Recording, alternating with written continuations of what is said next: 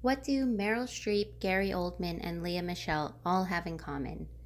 While you might initially think of their major roles in some of the most critically acclaimed movies and TV shows, it is wildly unknown that these and many actors that we love on the big screen perform and sometimes prefer acting on a classical stage.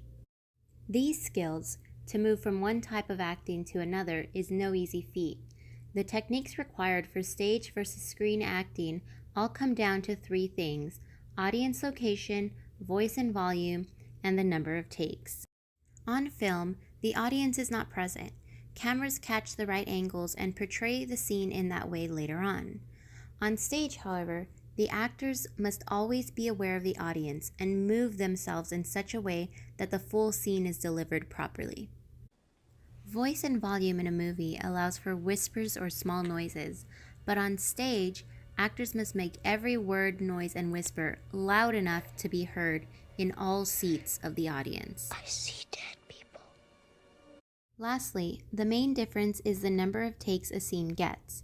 On stage, there is no room for mistakes. Actors must perform regardless of any issues and have the show go on. In film, actors can retake a scene as many times in order to get it right.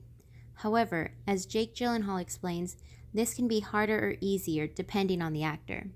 I believe acting on stage is actually easier than acting on film. I really do. I think